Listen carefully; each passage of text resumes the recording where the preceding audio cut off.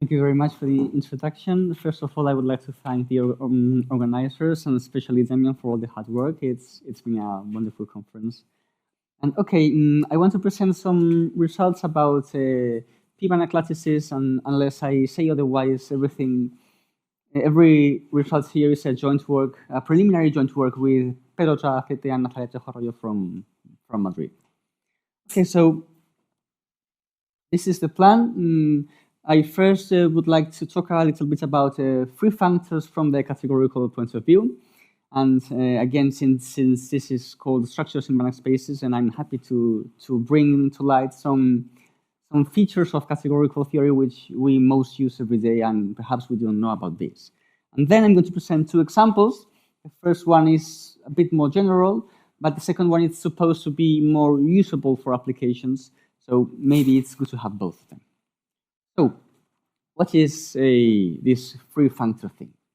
Well, in a wide context of category theory, a category just is what you all think it is: objects and morphisms, that's it. And if I pick a subcategory, I am just picking a subcollection of objects and a subcollection of morphisms.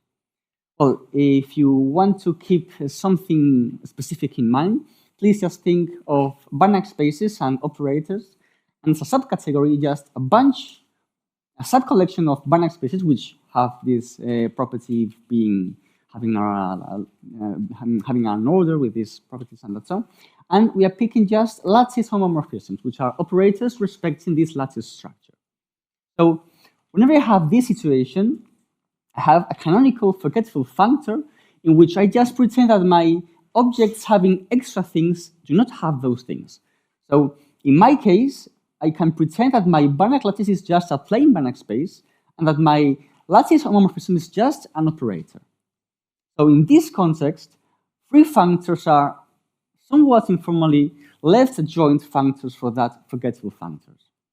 That means that I want to somehow come back to, I want to add more structure to my object in C so that the morphisms are somehow given. With the meaning that morphisms in D from this object f of C to any object in D are, let's say, equivalent or naturally equivalent or correspond naturally to morphisms of between C and this forgetting D. So in my case, I can think that lattice homomorphisms between f of C and D are somehow equivalent or correspond to operators between C and D. Well, this notion cannot be made precise in this sense because one can regard every functor as a forgetful functor. So what one does is does things a little bit more specific. So what we do is that if I pick some C in C, a free object is going to be a pair, so that f of C is an object in D. This delta is somehow an injection. I'm going to be not really precise here, but let me go on. So that whenever I have a morphism here, F, I can produce a unique, we can think of an extension, not really precise, but we can think this is an extension in the sense that this diagram is holding.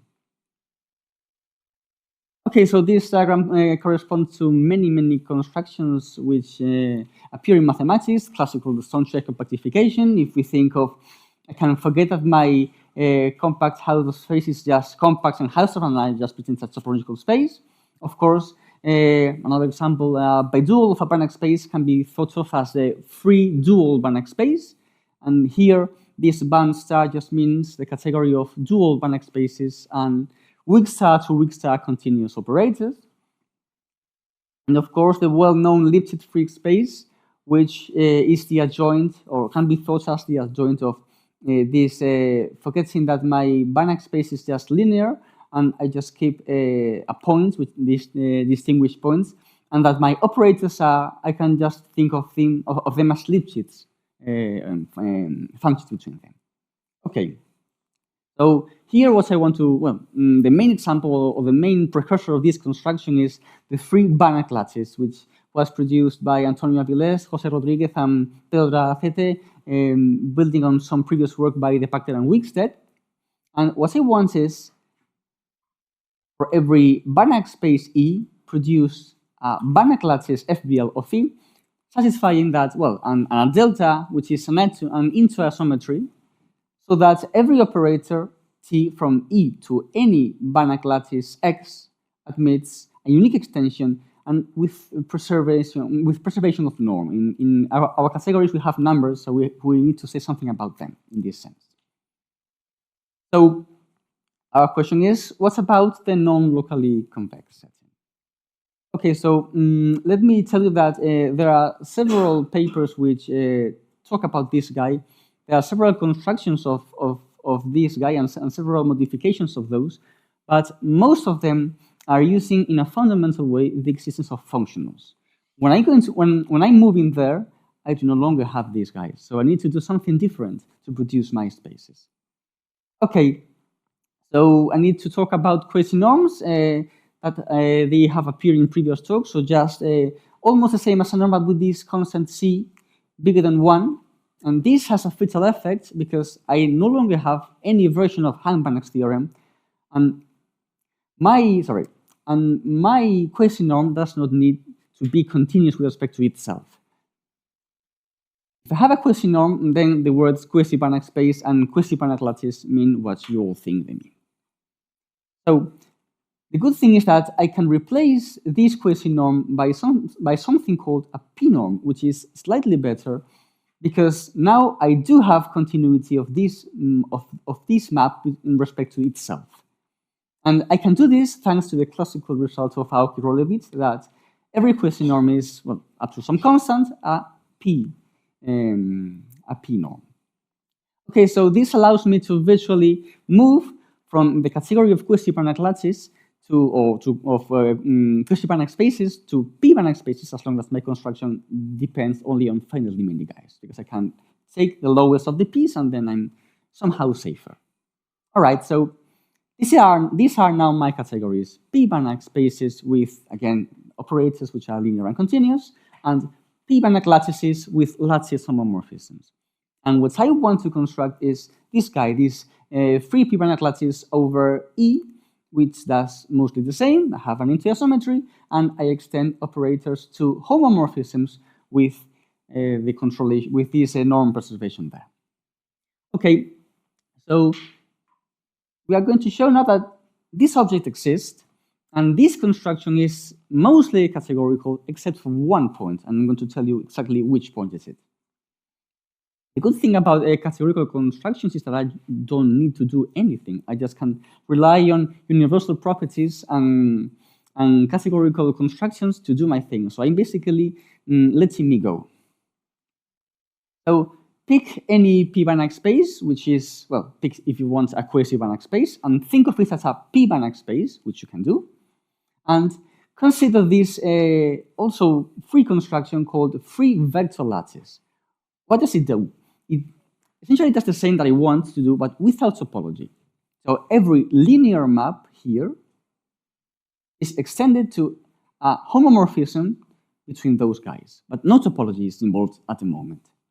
If you want to think as this guy as some concrete space, you can pick the algebraic dual of E, because E now is a vector space, no topology implicit, and I can produce a canonical copy of E inside R to the power of its algebraic dual, and the sublattice produced or generated by this set works as a free vector lattice. So it does exactly what I want. So this is the precise term. Okay, so now I have extensions, but I need to place a norm here, or a p-norm here, to be more specific. How do I do this? Well, if I want to extend operators, I need to produce a norm which allows me to do this in a continuous way. So I'm going to pick for an element f in my FBL of E. I want to produce. I'm going to define its norm as the supremum of all those guys acting on a dual unit ball. Sorry, this supremum of those extensions coming from guys from the unit ball of the operators. Okay, I have two problems here because this is lattice. This is because these T hat are lattice homomorphisms, but I am not able in principle to eliminate this semi part of the word. So this is not going to give me a p-Banach space, because this is not going to be a norm in general, or p-norm in general. So the point is that, at the very least, I can say that delta is an initial isometry, because I know that any p-Banach space can be embedded inside a p-Banach lattice. So once I do that, I just do what one needs to do. If I don't have a norm but a semi-norm, I quotient it out by all elements having norm 0. This is natural construction. And then I end up with a p-norm lattice. It's not complete, maybe it's not complete, I don't care. I just take the completion. So the only key point I am using is this one. I need to know that my p-Banach space can be embedded isometrically as a subspace of a p-Banach lattice. And I want to thank Jose Luis and Sorena for pointing me out in this direction, because this was kind of an old construction by a French mathematician, which actually does what we need. So, good point, I have my space, but I do not know what it looks like. One has to admit that in these kind of constructions, when one takes this to functional analysis, the power of these constructions is not the existence, but the representation. So as far as I know, this is mostly useless, or it's logical to think about, okay, who is this guy? I know that it exists, but who is it?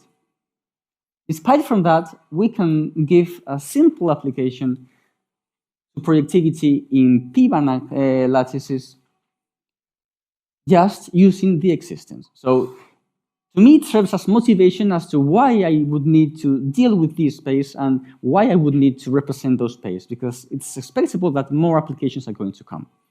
So let me recall that in my context, p-Banach lattice is projective whenever, if I fix any quotient, any lattice quotient here, any lattice homomorphism acting from P to Z, I can produce a lifting, which is also a homomorphism following that diagram. So the first thing that I know is that since LP of gamma is a projective Banach space, so it does this diagram, but when all my morphisms are operators and all my spaces are p-Banach spaces. So since LP does this diagram in p-Banach spaces, its free space does the same, but in the free p-Banach lattice construction.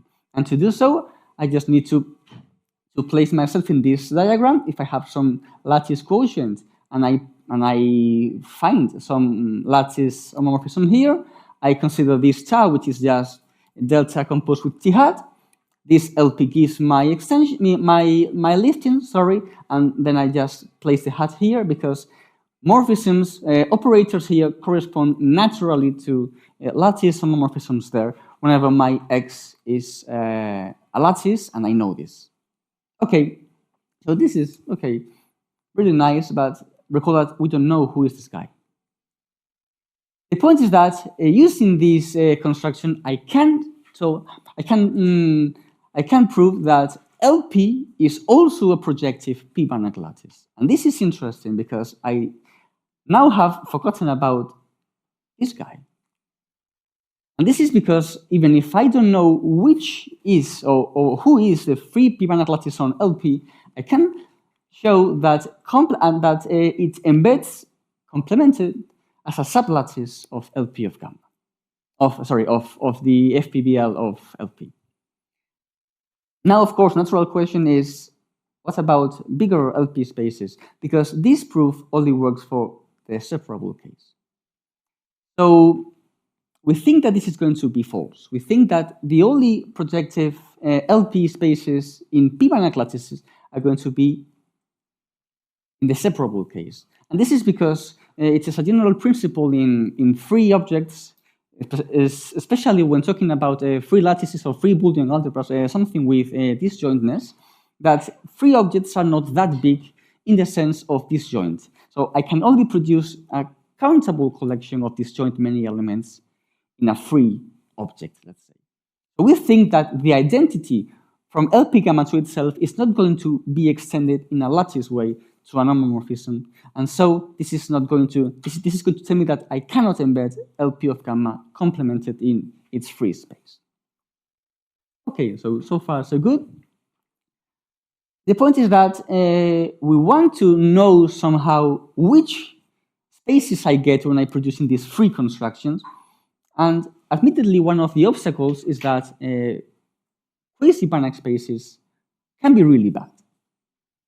But in practice, I do not need to deal with all quasi-Banach spaces because there is a known class of isolated quasi-Banach spaces which behave more naturally, and indeed they are those who appear in most applications.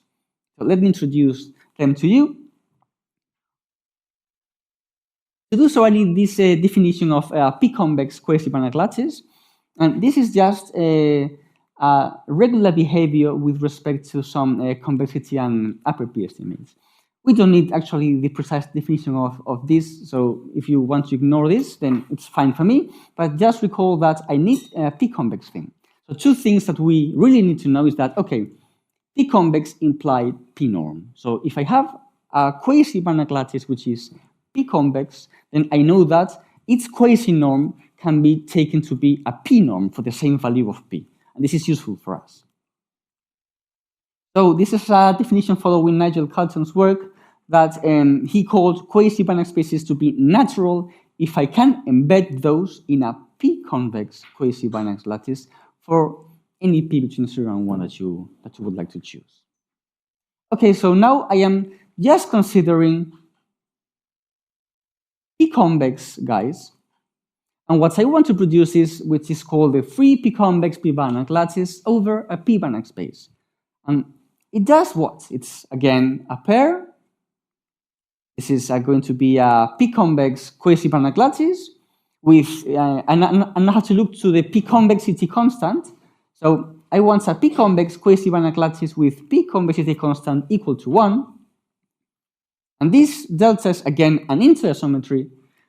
And what I am asking just now is producing the same extensions, now only considering p-convex targets, and now the extension has to be a controlling norm, but also looking at the p-convexity constant of my target space X. So what I want is to extend, again, operators to lattice homomorphisms with non-preserving, but I cannot remove this constant from here if I'm looking to at the p-convex property of the spaces.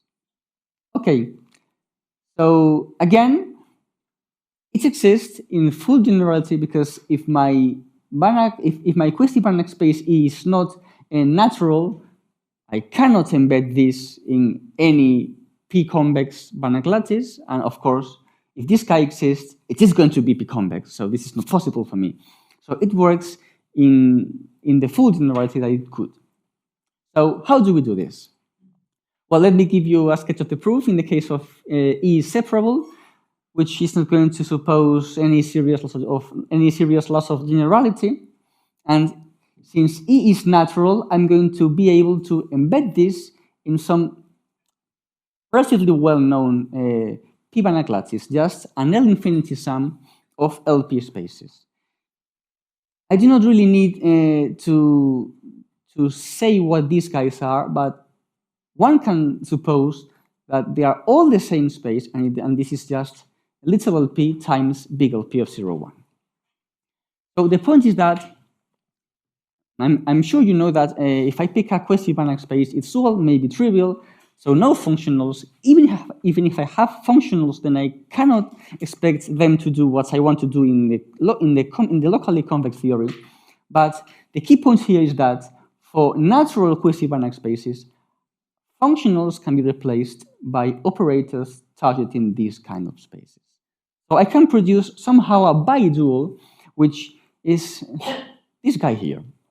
Functions from the unit ball of operators from E to LP times LP with target LP times LP bounded.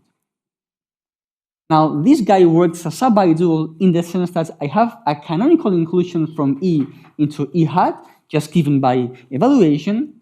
And again, for every T which is in the unit ball of this space, I can produce an extension just, again, by evaluation.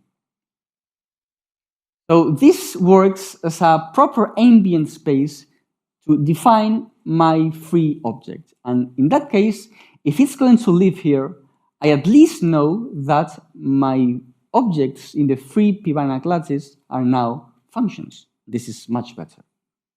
So, how do we continue with this? Again, we're going to place a suitable p-norm. This is actually the natural p-norm in this space, if I think this as an L infinity sum. Now, I know it is a p-norm, and I just take the closed lattice linear span of this canonical copy of E inside E hat. So what I do know is that I have extensions to LP times LP with norm control because I asked for it, but I am not done because there are many other p-convex quasi-Banach lattices X which are not LP times LP. So I need to ensure that it is enough. So I am asking that it is enough to extend operators with target LP times LP to extend operators with target any p-convex quasi-Banach lattice X and with a control of the norm. And this is done by some standard techniques of p-convexification and concavification, which can be easily adapted to the non-locally convex setting. So this is minor obstacle here for us. All right, so as for recent and for present and future plans, well, we think that the representation needs to be improved. It is quite nice, but it is not as nice as the locally convex setting. So we think we can improve this. So okay, this is something we have to look. And again, projectivity in the category of p-Banach lattices is something that is of interest for us, and we want to produce more results in that direction. And finally, the traditional use of these free constructions in the locally convex setting is to work as some kind of dictionary between Banach spaces and Banach lattices, in the sense that properties of my space E sometimes are transferred to reticular or lattice properties of the FPBL of E, and vice versa. So we are interested in this kind of relations, especially because we do not have a solid construction of a theory of p-Banach lattices. So this is going to help us, or at least this is my impression, it's going to help us to produce or to contribute to making this theory. So this is everything I wanted to tell you. Thank you very much. I think I am right ahead of my time. But anyway.